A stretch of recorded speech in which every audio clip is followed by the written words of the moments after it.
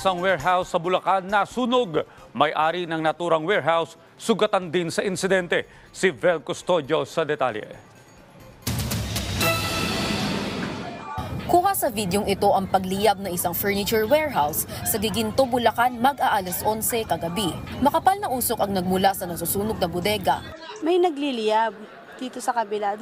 Kasi nakita ko yung likod nila, is bodega po yan. Kumbaga tambakan ng mga kahoy na natuyo na isimpata po na. So siguro po dahil nga sa sobrang init, di natin naasahan yon. And then may sumigaw na siya na sunog. So nung nakita ko yon, nung narinig ko yung sunog, naalarma na ako. Tinawag ko silang lahat. Sabi ko, ihanda nyo yung hose, ihanda nyo yung timba. Nag-ano kaagad kami ng tubig.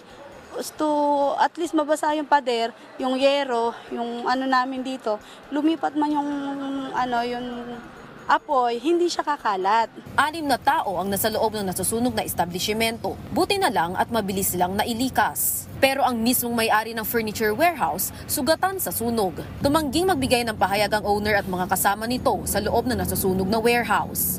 Pero ayon sa kapitbahay, sabi nga po sa akin ng may-ari, kapraso lang daw po yun. Kumuha siya ng isang timban tubig, binuhusan niya, nung naubos yung tubig, lumakas ng bigla. So dito po siya talaga sa likod nangyari. Napakabilis po. Sobrang bilis. Kasi ano po siya, may mga kusot, plywood, tapos yung mga scrap na kahoy, mga tuyong-tuyo po yun. Kaya ganun pong kalakas yung po niya, yung apoy po niya. Patuloy pang inaalam ng Bureau of Fire Protection ng sanhi at danyos ng sunog. Vel Custodio para sa Pambansang TV sa Bagong Pilipinas.